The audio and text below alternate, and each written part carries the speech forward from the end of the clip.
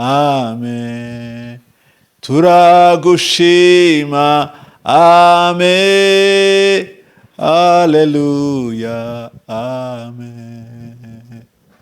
Urakomeye, amen. Urakomeye, amen. Urakomeye, amen.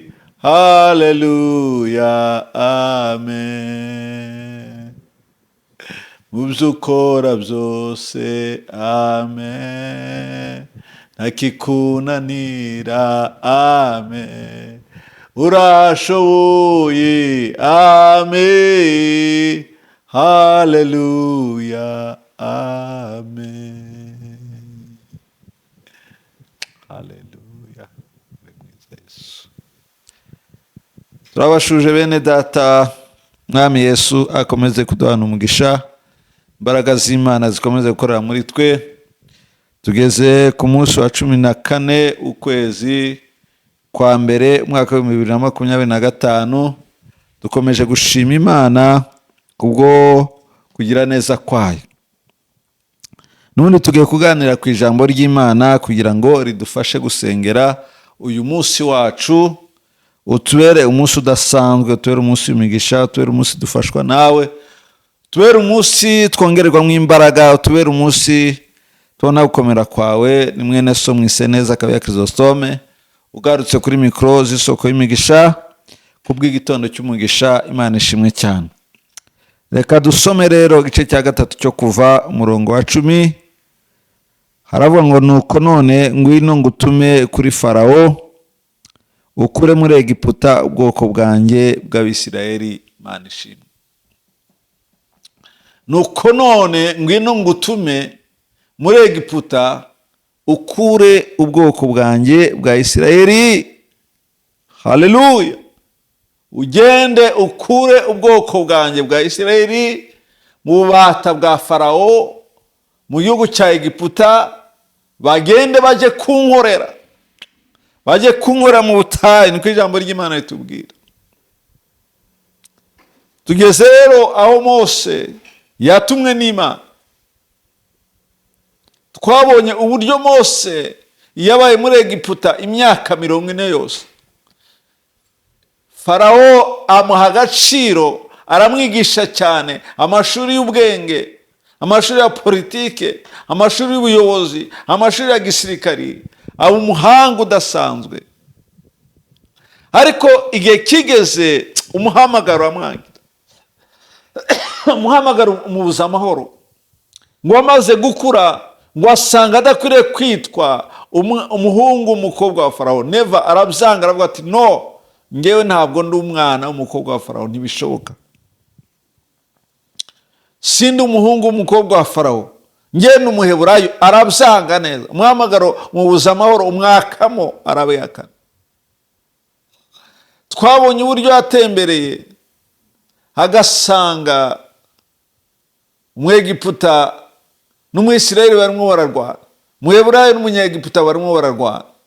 Ngo arangije afata wa Munyegiputa aramwica, arangije amushyira iruhande hariya umusenyi. Amateka twarayumvishe. Igihe kigeze ngo abonye yuko ibintu bishobora kuzamenyekana, yakoze arahunga ajya i Midiyani. Ariko dusanga mu by'ukuri wari umugambi w'Imana, wari umugambi w'Imana ngo imucishe muri rya shuri, rya shuri abakozi b'Imana bajya bacamo kugira ngo basobanukirwe neza n'umuhamagaro, bamenye neza icyo Imana ibashakaho, bamenye neza kuyikorera, bamenye neza kudesire brene chantolavaya, gukora ibyo Imana ishaka, bamenye neza umugambi wayo. Mose rero Bibiliya tubwira, usomye mu gice cya 2 n'ubundi dusuye inyuma gatoya, igice cya 2 ku murongo wa 23, hariho ngo hashize iminsi myinshi umwami wa Egiputa aratanga, Abisirayeli banihishwa n'uburetwa babakoresha, barataka gutaka batakishwa n'uburetwa kurazamuka kugera ku Mana. Imana yumva umuniho wabo, yibuka isezerano ryayo yasezeranye na Aburahamu na Isaka na Yakobo. Imana ireba Abisirayeli, imenya uko bameze. Haleluya. Umwami witwa Farawo wo muri Egiputa aratanga, ariko biratubwira ngo uyu Farawo ni wa Farawo wari uziranye na Mose, wabanaga na Yosefu, wa wundi wabanaga na Yosefu cyane, wa wundi wari ufitanye amateka na Yosefu. Igihe cyarageze aratanga, igihe cyarageze ava mu mubiri, igihe cyarageze arapfa. Ntabwo yari kubaho iteka ryose n'ubu. Haza kwima noneho rero undi Farawo, uyu Farawo utazi Yosefu, ngo abona Abisirayeli uburyo baguwe neza, uburyo bagenda baguka, uburyo bagenda bagwiza imbaraga, agira ishyari, asanga akwiriye kubarwanya yivuye inyuma, asanga akwiriye kubahagurukira yivuye inyuma, asanga akwiriye kugira icyo yakora kugira ngo ubwoko budakomeza kugenda buzamuka. Icyambere yagize ishyari, ariko icya kabiri yagize n'ubwoba. Yaravuze ati aba bantu ni abanyembaraga, Imana imwe iragenda ibagwiza, barimo baragenda bagwira cyane, baguka cyane, ntawamenya ejo cyangwa ejo bundi bashobora kuduhinduka, ibintu bikaba bibi, bashobora kuduhinduka, ibintu bigahinduka. Icyo twakora nta kindi ni ukugabanya imbaraga zabo, ni ukugabanya imbaraga zabo. Mu kugabanya imbaraga zabo rero hari ibintu yakoze, hari amategeko yashyizeho. Irya mbere ni ukubakoresha imirimo y'uburetwa, imirimo ikomeye y'uburetwa, igituma abantu batabasha kororoka, igituma abantu batabasha kwaguka, igituma abantu mu by'ukuri badindira ntibabashe kugira aho bagera. Icyo nicyo cyambere, iyo niyo ntwaro ya mbere yakoresheje. Iya kabiri ni ugushyiraho itegeko ryo kuvuga ngo umwana wese uzajya uvuka bajye bamwica akivuka. Ashyiraho iryo tegeko ngo ashaka ababyaza, abaha ayo mabwiriza. Ariko irya kabiri agiye kubona, abona nta resite rifite, abona ntabwo riri kugera ku ntego yaryo, abona n'ubundi abantu bari kugenda babyara kandi abantu bakabaho. Ahubwo ibyabaye ariko ngo Imana yaragendereye ababyaza, bababyaza ngo yarabagendereye ibashyiramo undi mwuka wo kutumvira itegeko rya Farawo, ngo babona abana b'Abaheburayo bakabona ni abana beza, ntibabashe kubica. Ngo bahimba umutwe bavuga bati Abaheburayo kazi ni abanyembaraga, iyo tugiye kubabyaza dusanga bamaze kubyara kera. Kandi itegeko ni ukuvuga ngo ni ukwica umwana akivuka, ku buryo baza bakabwira umubyeyi ngo umwana wabyaye yavutse apfuye. Icyo cyari ikinyoma bagomba gukoresha. Haleluya. Ahangaha tuhasangamo ubutabazi bw'Imana budasanzwe, ahangaha tuhasangamo imbaraga z'Imana zidasanzwe. Mana ishimwe. Ni hahandi ijambo ry'Imana tuvuga ngo umwanzi acukura icyobo, akagucira icyobo, ariko Imana yo mu ijuru ikagucira akanzu. Imana yo mu ijuru igakora imirimo, igakora ibitangaza. Keleso glele desaine mandolabaya.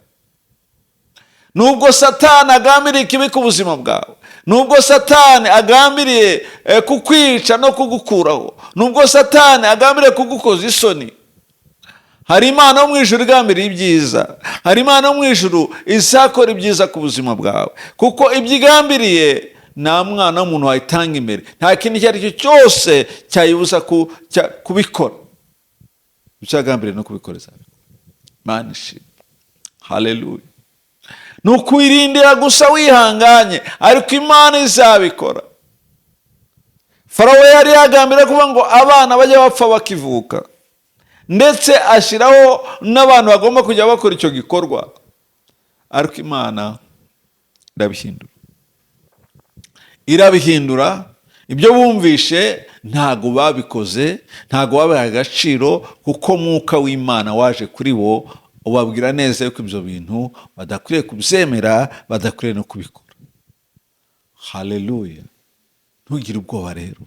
Imana ifite inzira zikomeye zo kugira ngo iburizemo ibyo bikorwa byose by'umwana. ibyo bikorwa byose by'abadayimoni. Imana ishimwe. Imana imaze kumva aka gahinda k'ubu bwoko, uburyo batakiye Imana kubera uburetwa, kubera ibyo bintu byose bari gukorerwa, Mose yagiye. Mose ameze nabi. Mose arimo araragira intama. Yari i Midiyani, ariko ngo umwuka w'Imana umuzaho, urambwira ngo zamuka ujye ku musozi wa Horebu, aba ariho wimurira umukumbi, aba ariho wimurira umukumbi, aba ariho uragirira. Ariko n'Imana yashakaga ngo ivugane nawe, igira icyo imubwira. Haleluya! Imana ni nziza cyane, yitwa rutaburi kw'ibigenza, yitwa intwari mu ntambara. Mose arazamuka n'umukumbi agera ku musozi wa Horebu. Imana yavuga ngo reka nkwiyereke Mose we, reka mvugane nawe. Ngo agiye kubona, ngo abona igihuru cyaka ariko kidakongoka, kidashya. Umuriro urazamuka ariko cya gihuru kigakomeza kikaba icyatsi. Umuriro ukagurumana ariko igihuru ukabona ntabwo kiri guhinduka, nta kintu gihindutseho. Ibyatsi birakomeza bikibera icyatsi ariko umuriro wagurumanye. Ukavuga ati ni ishyano, reka ntambikishwe no kureba iri shyano ryaguye iryo ari ryo. Ibi bintu bibayeho nibo bwa mbere nabibona. Ntabwo nigeze mbona na rimwe aho igihuru gishobora kwakamo umuriro gakomeza kikaba icyatsi. Ibi ntabwo nigeze mbibona. Ngo reka nshegere ndebe ibyari ririya shyano mbashe kubisobanukirwa neza. Ariko Imana yendaga kuvugana nawe. Imana yashaka kuvugana nawe. Imana yashaka kugira icyo imubwira. Imana yashakaga kugira ngo ledesile bone chantolavaya, yumve yumve yumve yumve yumve. Lekerebo, irebe niba Mose ari tayari kuba yamutuma. Irebe niba Mose yiteguye gutumwa nayo. Irebe niba Mose ashobora kugira icyo ahishurirwa. Aragenda aratambika. Imana iramubona aje. Oh haleluya! Rero reka mabwire, niba ari ikintu cyiza ni ukugira amatsiko. Kugira amatsiko y'ibintu, ugashaka kubimenya, ugashaka kubisobanukirwa, byanze bikunze ujya uhura n'Imana. Ujya uhura n'Imana. Haleluya! Ujya ubasha guhura n'Imana. Ujya ubasha guhura n'Imana, kumva Imana ivuganye nawe, kumva Imana hari ikikubwiye, kumva Imana hari undi mugambi igufiteho. Imana ishimwe cyane. Umugambi w'Imana ni mwiza kuri twe cyane. Umugambi w'Imana ni mwiza kuri twe. Oh kelezo gelebo. Mose rero ngo agitambika agiye kureba iby'iryo shano, ngo yumva ijwi ry'Imana ramubwiye ngo Mose, kwetura inkweto zawe kuko aho uhagaze nahe. Haleluya! Ahantu ugeze ni ahantu hadasanzwe. Mose hari umutima yari afite udasanzwe. Icyambere agize amatsiko. Abantu bagira amatsiko kugira ngo bamenye Imana, basobanukirwe n'Imana, bamenye ijambo ry'Imana. Imana irabakunda, irabasura, ikavugana nabo. Abantu bagira amatsiko kugira ngo bagire ibyo basobanukirwa by'Imana, Imana ijya ibasha kubibasobanurira, ndetse ikabasanga ikagira nabo ibindi biganiro birenze cyane ibyo bifuzaga. Imana yamubonyemo umuntu udasanzwe, itangira kuvugana nawe. Iyo ategera icyo gihuru, ntabwo Imana yendaga kuvuga, ntabwo ari kuvugana nawe, ntacyo ari kumubwira, ariko abonye uburyo agize amatsiko, iravuga ngo reka nanjye mvugane n'umugaragu wawe. Haleluya! Irangije iramubwira ngo rero hari icyo ngushakaho, numvishe gutaka. Anishimwe. Haleluya! Yambwiye amagambo akomeye. Haleluya! Mana ishimwe cyane.